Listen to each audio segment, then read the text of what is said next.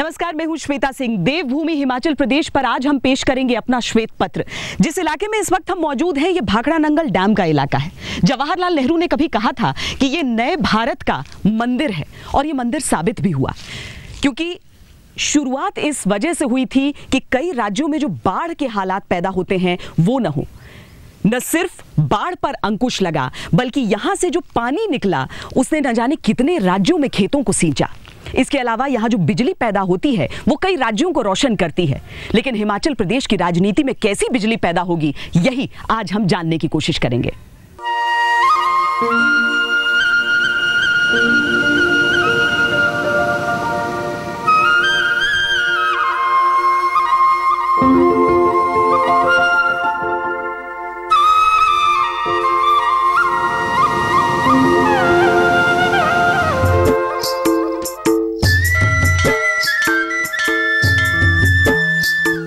कहीं हिम के आंचल में लिपटा, कहीं देवी देवताओं को सर पर सजाए। स्वच्छ, सुंदर, सरल हिमाचल। इस प्रदेश में कहने को सिर्फ 4 सीटें हैं, पर मुकाबले की गर्मी ने नरेंद्र मोदी से लेकर राहुल गांधी को तेज तर्रार रैलियां करने पर मजबूर कर दिया। भाइयों बहनों, देश की गाड़ी गहरी खाई में पड़ी है। उसको बाहर निकालने के लिए ये दिल मांगे मोर, ये दिल मांगे मोर। मुझे 300 कमल चाहिए, 300 कमल। पूरे देश भर में से 300 कमल वाली सरकार बने, हिमाचल के चारों कमल मिल जाए। मैं दावा करता हूं भाइयों, देश को मजबूत सरकार दूंगा, देश को मजबूत सरकार दूंगा, मजबूत इरादों के साथ चलूंगा, देश को मजबूती के साथ आगे बढ़ाऊंगा। समाज को वो बदलना नहीं चाहते हैं, वैसे का वैसा रखना चाहते हैं। हम समाज को बदलना चाहते हैं। यहां वीरभद्र सिंह जी हैं, जैसा काम हम दिल्ली में करते हैं वैसा काम वो यहां करते हैं, तो ये भी उसी प्रकार का काम करते हैं और सालों से काम करते आ रहे हैं। जमीनी नेता है, और जब भी मैं इनसे बात करता हूं, मैं मिलता हूं, इनसे बात करता हूं, हिमाचल प्रदेश की जनता, हिमाचल प्रदेश का किसान, हिमाचल प्रदेश का मजदूर, इनकी मैं मदद करना चाहता हूं। दिल्ली में आप मेरी मदद कीजिए। हिमाचल देश के उन राज्यों में शुमार है जहां शहरों के अनुपात में गांव कहीं ज्यादा है। बिजली, पानी, साधन पर्याप्त हैं।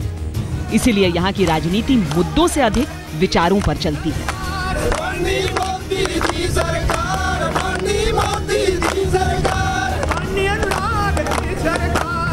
हमीरपुर के मौजूदा सांसद बीजेपी के अनुराग सिंह ठाकुर हैं। पिछले चुनावों में राज्य में बड़े फासले से जीत दर्ज की थी और पिछले 5 सालों में राष्ट्रीय राजनीति में बड़ा कद भी हासिल कर लिया।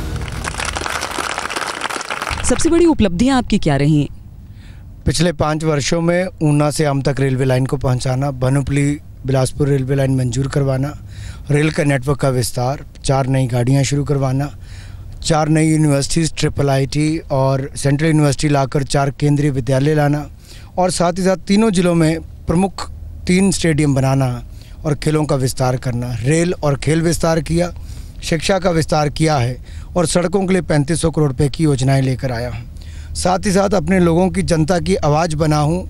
पार्लियामेंट में सबसे ज़्यादा जिन लोगों की हाजिरी है, प्रश्न पूछे हैं, चर्चाओं में भाग लिया है, उनमें मेरा नाम आता है। यहाँ कोई दिक्कत है? क्या क्या दिक्कत है यहाँ पे? तो हर एक दिक्कत है ना, कोई दिक्कत सारी है। दिक्कत पानी की भी दिक्कत, और सब कासे की दिक्कत ही है। हाँ, अब तो जो नहर काट के यहाँ पर लाए हैं उससे आराम होता है थोड़ा? आंदा तो है पर कम आंदा है, और काम की जरूरत है अभी। हाँ, तीसरे दिन पानी छाड़ते हैं, नलके का पानी तीसरे दिन आंदा। वो 10 आज पानी नहीं आया, कल पानी नहीं आया, 10 क्या करेंगे? कल को पानी आएगा, कल को पियेंगे, आज क्या पियेंगे, पिछले कल क्या पियेंगे। अनुराग के सामने कांग्रेस के राजेंद्र सिंह राणा हैं, जो बीजेपी छोड़कर कांग्रेस में शामिल हुए, और आम आदमी पार्टी से के बत्रा हैं। हाल ही में नरेंद्र मोदी ने जिन परमवीर चक्र कैप्टन विक्रम बत्रा के दिल मांगे मोर जुमले का इस्तेमाल किया था, के बत्रा उनकी मां है।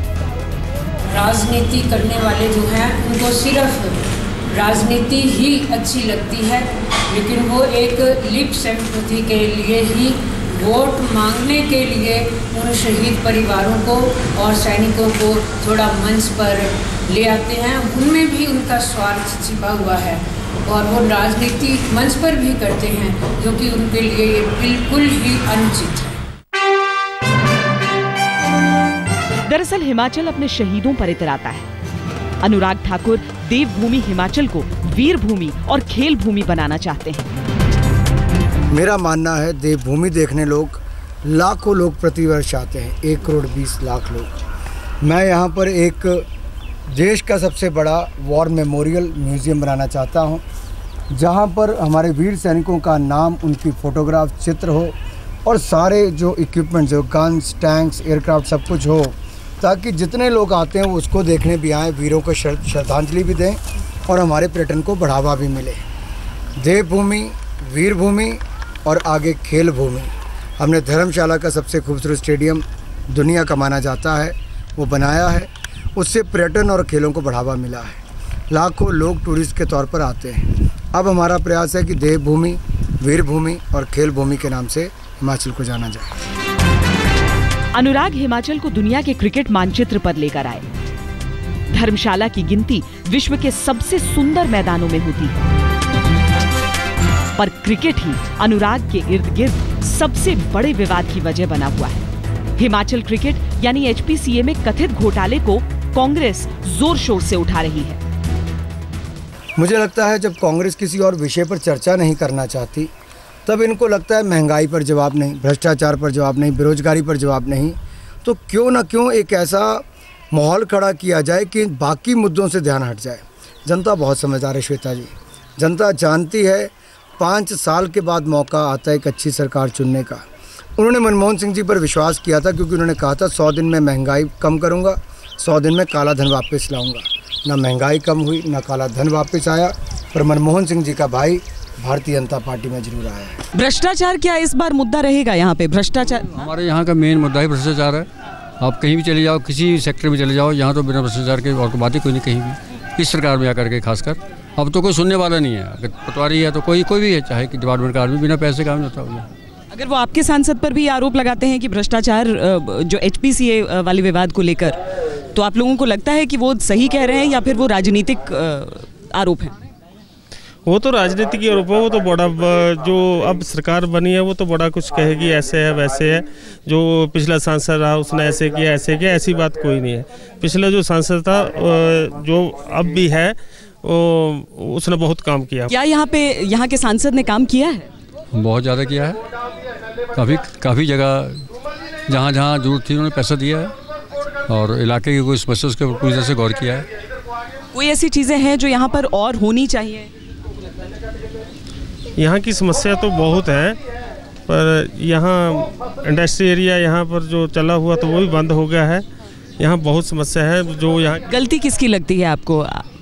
गलती तो पिछले जो यहाँ पर जो अब की सरकार है उसकी लगती है गलती। तो काम क्या क्या हुआ है, विकास क्या क्या हुआ है यहाँ पर? काम की नहीं है यहाँ पर, कड़ी कांग्रेस सरकार ने यहाँ पर बदली कराने वास्ते है, गलत काम करने वास्ते, नौकरों को केस पाने वास्ते, मकानों को कोई ऐसे गलत काम करती है कांग्रेस सरकार।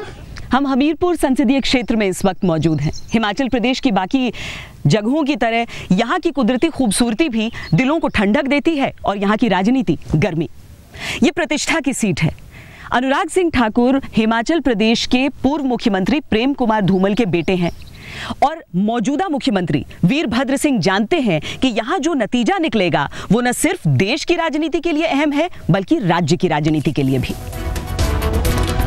वीरभद्र सिंह की पत्नी प्रतिभा सिंह मंडी से चुनाव लड़ रही हैं। इसके बावजूद वो खुद हमीरपुर पर अधिक ध्यान केंद्रित कर रहे हैं। जहाँ तक हिमाचल के लोग हैं, हमारे सामने कोई दूसरा प्रश्न पैदा नहीं होता। हमारे सामने रास्ता साफ है।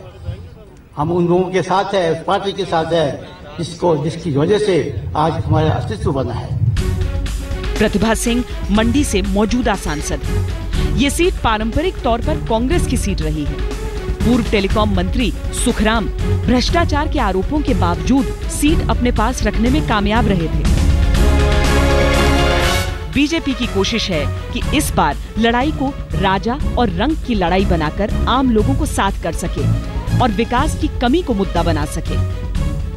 इस बार के चुनाव में हम बहुत ज़्यादा उत्साहित हैं, क्योंकि इस बार सारे भारत देश के लोग जो हैं चैन चाहते हैं और पिछली सरकार नाकाम रही, इसलिए सभी लोग चाहते हैं कि नई सरकार बने और यहाँ पर अच्छा माहौल बने। मंडी संसदीय क्षेत्र में जो वर्तमान में जो समस्या है वो है रेलवे नेटवर्क को लेकर।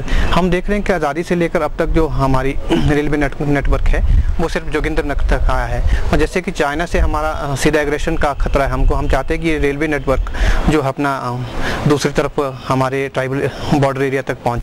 ऊंची ऊंची पहाड़ियों के बीच ऐसी सांप जैसी सड़कें दूर दराज के गांवों को भी जोड़ने का काम शुरू कर चुकी हैं। लेकिन एक मुद्दा है, वो ये कि हिमाचल प्रदेश बाकी के देश से उस तरीके से नहीं जुड़ा हुआ जितना कि होना चाहिए। न सिर्फ यहाँ के लोगों को बाहर जाने में परेशानी आती है, बल्कि बाहर के लोगों को यानी पर्यटकों को हिमाचल प्रदेश की तरफ अगर और ज्यादा आकर्षित करना है तो हिमाचल को बाकी के देश से बेहतर तरीके से जुड़ना होगा, और ये इन चुनावों में एक अहम मुद्दे के तौर पर उठाया जा रहा है। हिमाचल में यूं तो 3 हवाई अड्डे हैं, लेकिन सब मौसम के मोहताज। ट्रेन रूट भी ऐसे हैं कि सड़क पर निर्भर रहना बेहतर विकल्प है। हिमाचल में रेल का नेटवर्क बेहतर करना और सड़कों की चौड़ाई और स्थिति सुधारना अहम मुद्दे हैं। ये राज्य कृषि पर निर्भर है, लेकिन पर्यटन एक बड़ा उद्योग है। ऐसे में इस नजरिए से राज्य का विकास वांछित है। हिमाचल प्रदेश के हर चुनाव क्षेत्र में अलग अलग गांव, छोटे छोटे गांव इतनी दूरी पर रहते हैं। नेताओं को कई दफा ऐसे गांव में जाना पड़ता है जहां पर मुश्किल से 10-15 घर हों या फिर जहां की आबादी 400 से ऊपर न हो। लेकिन यही है यहां पर प्रचार का सच। कांगड़ा इलाके की अगर हम बात करें तो यहां पर कभी भी ऐसा नहीं हुआ है कि 5 साल बाद उसी उम्मीदवार का चयन किया गया हो। सिर्फ एक दफा जब आम चुनाव 1 साल के फासले पर हुए थे, तब 1998 के सांसद बीजेपी के शांता कुमार 1999 में भी जीत हासिल कर पाए थे। शांता कुमार 79 साल के हो चुके हैं और 2 साल पहले सक्रिय राजनीति से संन्यास ले चुके हैं, पर बीजेपी ने एक बार फिर उन्हें चुनाव मैदान में उतारा और वो इसे आखिरी चुनाव कहकर वोट मांग रहे हैं। दरअसल मौजूदा सांसद राजन सुशांत ने बीजेपी छोड़ आम आदमी पार्टी का दामन थाम लिया था। राजन सुशांत जी आज आम आदमी पार्टी में शामिल हो रहे हैं। आम आदमी पार्टी उन्हें केजरीवाल जूनियर के तौर पर देख रही है और बड़े मुकाबले की उम्मीद कर रही है। कांग्रेस ने पूर्व सांसद चंद्र कुमार को चुनाव मैदान में उतारा है। कुल मिलाकर पुराने चेहरे एक नई लड़ाई में व्यस्त हैं। जनता कितनी आश्वस्त है, ये अहम है। यहाँ पे अलग अलग तरह के बहुत ही संभावनाएं हैं, उद्योग से लेके धार्मिक पर्यटन, जो लेकिन कुछ मूलभूत सुविधाओं की कमी के कारण, सड़कों के कारण या जो हमारी राजनीतिक पार्टियां हैं उनकी वजह से उन्होंने कभी भी इस क्षेत्र की तरफ ध्यान ही नहीं दिया गया है। हिमाचल अभी भी बहुत पिछड़ा हुआ है। ट्रांसपोर्ट लेवल देख लो आप, रोडवेज देख लो, रेलवेज देख लो, विमेन सिक्योरिटी देख लो, एजुकेशन देख लो, कोई इस बेस पे कोई बात नहीं करता। बस सबको अपना पड़ा हुआ है कि हमें वोट दो, हमें जिताओ।